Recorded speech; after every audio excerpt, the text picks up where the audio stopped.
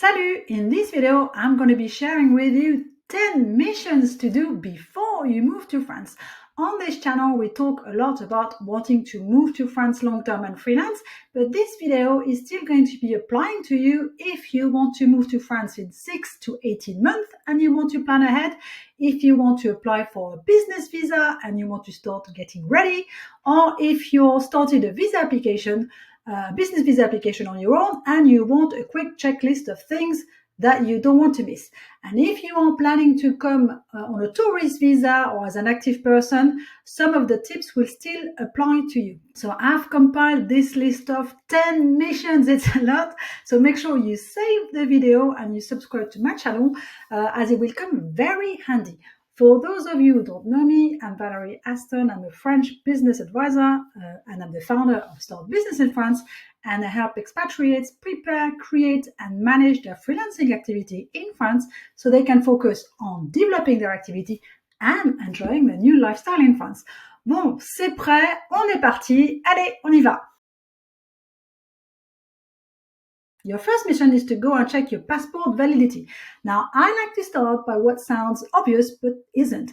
You would be surprised by the number of people who realize when they apply for a visa that their passport has run out. So if you apply for a long stay visa for France, you want to ensure that your passport will be at least less than 10 years old. Will have at least 2 blank pages so they can place the visa and hopefully later on the visa renewal. And for the expiry date to last at least 3 months past the requisite visa issue date. Wait, what did he say? So let's say, for instance, you apply for Visa Profession Libérale for 1 year and you apply for May 2024. So we add 12 months, May 2025 plus 3 months. So that's July 2025. Your visa needs to be still valid in July 2025. Now go and check your passport and let's see whether you have a damn it moment. And in that case, go and renew your passport or make the necessary changes. If you don't have a passport yet, then you need to go and apply for one.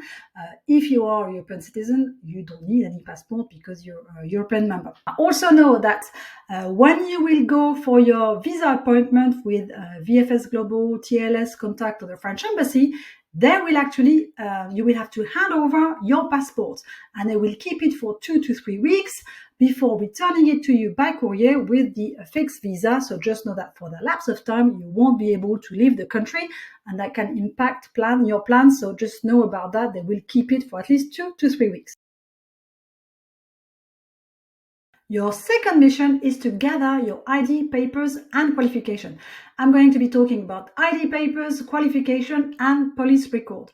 So by gathering your ID papers, what I mean is any document that you might need at some point, either for your visa application or when you will be setting up your health cover in France. And this can be a marriage or divorce certificate, it could be a civil union partnership, adoption papers, or your qualification or diplomas, for instance, if you're a builder, roofer, beautician, hairdresser. It's best to have those ready, and for some of those documents, you might also need to have them officially translated, and in that case, it will need to be translated by what we call a traducteur assermenté, so it's a certified translator who is listed with the French tribunal called Cour d'appel. So I will add a link below with a list of translators which are certified by the Cour d'appel, so you can look for one. The best example of why you need to have your ID translated is for your French health cover setup. So when the health cover in France is done with CPAM, also called La Sécurité Sociale, and French people actually talk about it as La Sécu. So if your health cover is done by your business, there will be a full ID check done in order to verify your identity and to issue your French social security number.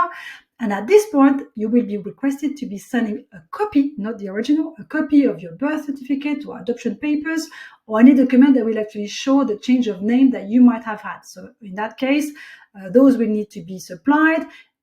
There's no need to translate them if they're in English, in Spanish, or in German. It's more if they're in other languages. Just be aware, go and gather those documents. And if there's a few things that need to get fixed, do it now because it might take some time. And I'm thinking about people who might have changed their name. Now, the second thing to check at this point is for your qualification. Check if your activity is regulated in France. I will add a link below as well for freelancers and small business owners in France.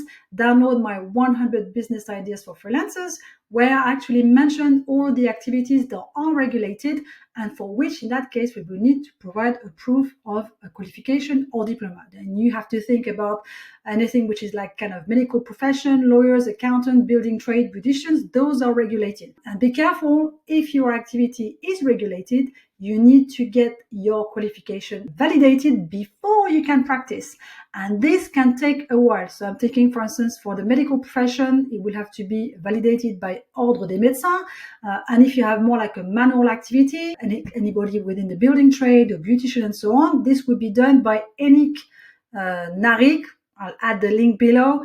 It's very slow. I've done it for some customers. It takes forever. So make sure this is done before because it takes a while. And the last document that you also want to gather is your police record. For some visa application, you will need to have a clean police record. You have to provide a copy of your police record.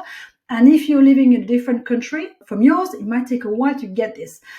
This is the kind of thing, for instance, we might need when we register a French incorporated business. We need to show a clean police record. So that takes a while. Again, that's something that you might want to add to your list.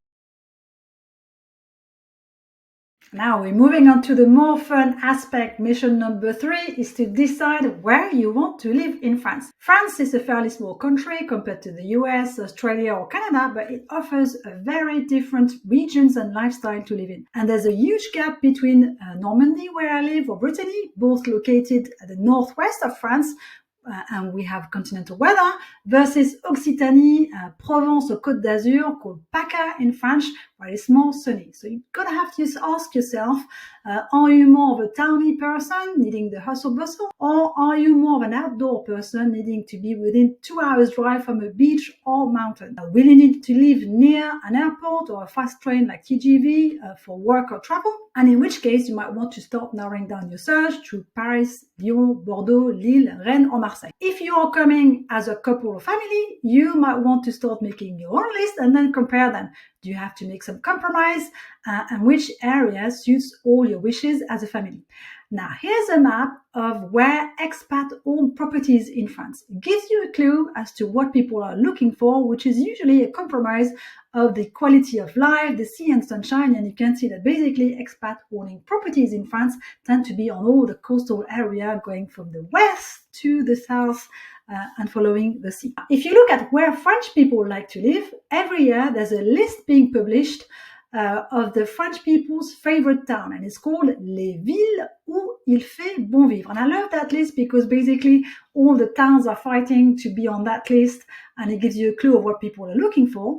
And this list basically looks at 500 towns in France above 2,000 inhabitants. So we're not looking at the megapole or the tiny villages, it's a bit of a mix, and it takes into account various criteria such as the quality of life, the facilities to find employment, the public transport, as well as education and cultural life.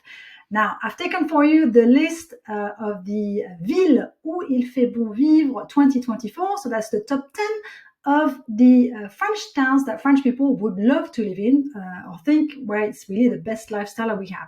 And if we look at the top 10 for 2024, we have Angers, Bayonne, Biarritz, Angers, Annecy, Lorient, Rennes, La Rochelle, Brest et Rodez. So there's a lot of Brittany going on and there's a lot of Pyrénées-Atlantiques. So have a look at those towns. That's where French people think the best lifestyle is in 2024, looking both at personal life and work balance. Now, for those of you who plan to live from tourism, whether it's a holiday rental, a gîte, Airbnb, retreats or guides, have a look at the French prettiest village competition called Les Plus Beaux Villages de France. So every year it's something similar.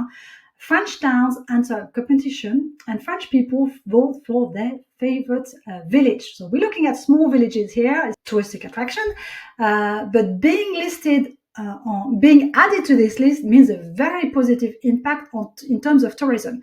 So I've taken for you the names of the villages who were voted Les Plus Beaux Villages de France.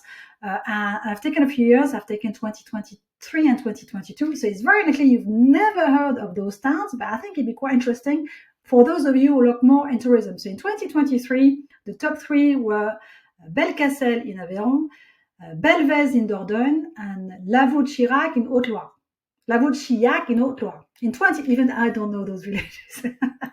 In 2022, we had Enoa in Pyrénées-Atlantiques, Bergheim, which is in Alsace, and Lagrave in Haute-Alpes. So again, I'll add a link below in the comments. I find this really useful because if you're looking more in the picturesque type of villages and living from tourism, some of the towns that you might know now in France, like Corps-sur-Ciel or Barfleur in my area, they've been voted a few years ago, and that's been attracting loads and loads of tourists. So that's another one that you can look at for those of you who are more in the touristic sector.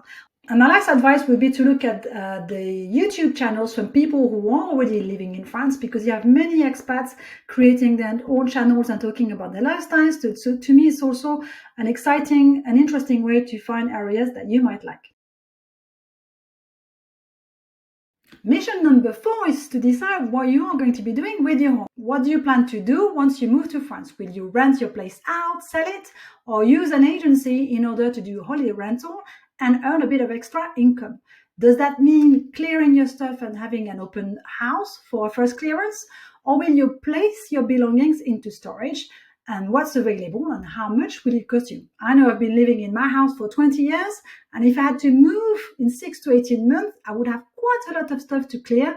And although I do this on a regular basis, and a garage is the worst, there's always the stuff there. So start by watching Marie Kondo and then get clearing, keep, sell, charity, recycling, bin. This will take quite a few months, at least you can get ready. And if you plan to move to France on a long term because you bought a house or because you're moving into your French holiday rental, which of your favorite belongings will you take with you? And start looking into the shipping via a container, because the price has gone up quite significantly. And if you're coming from the US, it's also much cheaper to do this in the first year that you're moving. After that, the prices are going up.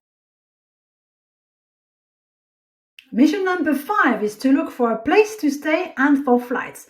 When you apply for a long-term visa, you will have to give the address of the place that you will be actually staying at in France. And this could be an Airbnb or a long-term rental or with friends that you'll be staying with. But you need the address. So start by looking into this early, because it can take a while. And you can also watch my video, 5 missions to do once you've landed in France, because I give a lot of tips here as to how to find a place to rent in France. You will also need to give the details of your pre-booked flights for your visa application. So you may want to look into this early to find the right site that works for you to plan your move ahead. Just know that if you're moving to France out of the holiday season, it means that the flights will be cheaper. Some of the sites that you might want to look at for your flights are flight itinerary for visa.com, bookingforvisa.com, or flight reservation for visa.com, and I'll add the links below. Okay, we've made it halfway through the 10 missions that you have to do in France. I don't know if you can hear it, but the bells have just gone in my village, so at least that's the sound of France for you. So let me recap the first 10 missions that you have to do before we move on. So 1, check your passport validity. 2, gather your ID, papers and qualification. 3, decide where you want to live. 4, decide what to do with your home. And 5, look for a place to stay in France and for flights. Now, if you're thinking, wow, that's a lot of work already, have a look at my French Business One-to-One Coaching. This is my signature course where I provide you with a step-by-step roadmap to help you build your French business project. Think business plan template, strategy, financial plan, as well as prepare your visa application. Think forms, personal finances, and so on. I know it can be a lot to work on your own and to keep the momentum going. So this course includes some one-to-one coaching with me. And when you sign up, we just agree on the day and time that we'll be catching up, so I can guide you, give you some feedback on what you've done, and we can collaborate to build a strong project. Now, I will add the link below to my French business course so you can look at it and book a discovery call with me. Now, let's go back to our 5 extra missions that you have to do in order to prepare your move to France. Mission number 6 is to look into your personal finances. Now, how do you plan to finance your stay in France? If you're watching this channel, it's quite likely that you plan to freelance, and I love the idea. But it's also good to look at your personal finances before and after you move to France. So before is how much do I need to save in order to move to France? And after is how much will it cost me to live in France? before you're looking at ways to fund your future move to France, and this could be selling some of your stuff, downsizing your property to save on rent and mortgage, renting your property as a holiday rental, starting a side hustle. I like the idea as a future freelancing activity in France. And for your future budget once you're in France, I suggest preparing a personal budget with how much it will cost you to live in France on a monthly and yearly basis. So we're looking at your rent, utilities, and so on. In my French business course, I've designed for you a personal financial sheet where actually lists all the costs that you need to look into. And because you don't necessarily know how much it costs to live in France, I've also given you some ideas of the bills and so on for rents and so on. So it makes it easier for you to plan your future budget in France. If you plan to apply for a business visa, such as the Profession Libérale, you'll be expected to have an income of at least the minimum wage in France called SMIC, which is about 19,000 euros. And when we talk about income, it's either the income that you get out of your business and or your savings. So from my point of view, it's always best to have at least most of it in savings and also show that your business is going to be generating that. And it's also worth mentioning that when we talk about those savings, they need to be on a saving account more than a current account, because on a current account, I can put the money in and move it away. So the French embassy prefers to see that money into a saving account. Now, if you're applying for a visa talent, you'll be expected to invest 30,000 euros in the business. And this is much harder to organize because it basically needs to be in a French business account to invest in the business. So this works best for people who already have a property in France or a personal bank, so it's easier to arrange. If you don't own a property in France, you don't have an address, you don't have a French bank, it is pretty hard to organize.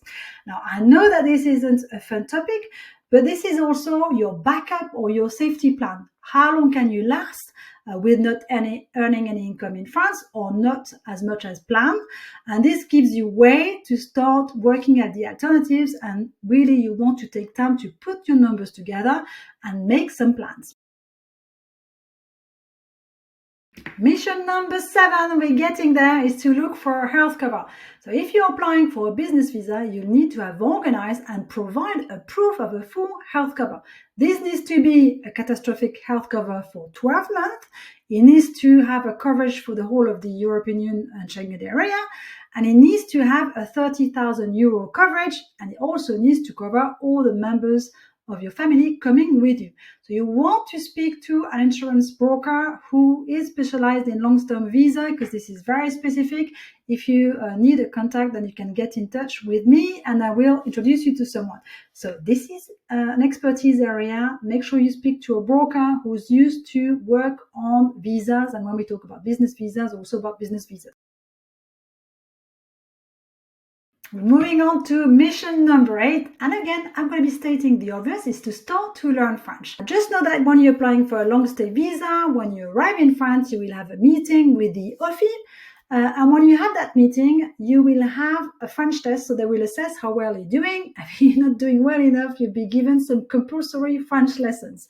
So just know that if you are suffering from dyslexia, maybe prepare an attestation from your doctor, and they won't force the French lessons on you. Here are a few fun ways to work on your French. The first one is to take one-to-one lessons, whether it's video or in-person classes.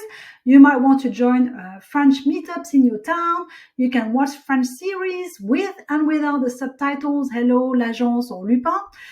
You can listen to French news. So for instance, look at France 24, which covers all the Francophile countries. And if you're more advanced, you can listen to Radio France or France Culture. There's a lot of debate on there, but the French pronunciation is very good and a bit slow. You can read French news. Again, France Info or the France 24 apps on the phone are great. Even if you just read the headlines every day, it's a nice way to get a quick idea of what's happening in France or grab a few words every day. Or you can even listen to French music. And why not listen to it and even read the lyrics? If you look at Spotify, now you can read the lyrics, which is quite nice. And I'm not saying that you want to be listening to Edith Piaf or Johnny Hallyday, but you might want to try some new artists which are big on lyrics. If you listen to Eddie de Preto, Zao de Zagazan, who just won the Victoire de la Musique, Juliette Armanet, Vianney, Chien Noir, they all have a pretty good diction, and the texts are also nice to read. So I'm not saying listen to French rap because you've got no chance as a beginner, but it's a nice way to get the French going, especially if you read the lyrics as well. If you have some other ideas on how to work on your French in an easy way, just add it in the comment. I'd be interested to hear from it. And you can also tell me whether or not you listen to French music and to whom. Mission number 9 is to build your network and relations in France. Now, this one is a bit of a cherry on the cake, la cerise sur le gâteau, but it will help to prove your willingness to move and integrate in France. The effort that you're going to be putting in now in order to make those connections in France will help you also keep being motivated and facilitate your transition. If you're planning to freelance in France, you want to look into conferences, events, networking events that you could attend now in your own country or in the future once you move to France. Are there any entrepreneurs network that you can join in? What about the area that you plan to move to? Also join some of the Facebook groups for expats that will give you some practical tips such as car registration, importing your car, pets, dining out, mums group, meetup. But a small warning is, first of all, this can be slightly overwhelming to start with because everybody seems to be experts. And also remember that these aren't experts in all the topics. So don't take tips from someone who applied for a visa 3 years ago because the rule changes. They're not experts, so always double check the information afterwards. Mission number 10 is to visualize your future life in France. We've made it to mission number 10, and I hope that you found this useful. It can take at least 6 to 18 months for your move to France to become real. And my advice to keep your motivation up is to set your vision about what your future life in France will look like and look at it regularly. So you might want to create a vision board on paper or on Canva, or you might want to write your ideal day if it feels more real to you. You can also look at my 5-day challenge, Let's Freelance in France, where I give you 5 ways to work on this. And we also use the human design exercise to imagine what your future life in France could look like. And we look at 3 ways or 3 scenarios. And it's a great way to get started on your project and to project yourself and see what you could do and what feels really important to you. If you want to take my challenge, I'll add the link below. It's called Let's Freelance in France. You can take it at any time. And basically, it's a 5-day challenge where every day you get an email and a video from me, and you can watch the video and do the exercise. So we've made it to these 10 missions to do before you move to France, and let me recap those 10 missions for you. Number 1 was check your passport validity. 2, gather your ID papers and qualification. 3, decide where you want to live. 4, decide what to do with your home. 5, look for a place to stay in France and for flights. 6, look into your personal finances. 7, look for a health cover. 8, start to learn French. 9, build your network and relations in France. And 10, visualize your future life in France. Let me know in the comments which are the tips you would add to this list in order to better prepare your move to France. I'd love to hear from you. And you might also want to check my other video with the 5 missions to accomplish once you move to France. Voilà, c'est tout pour aujourd'hui. Salut et à bientôt!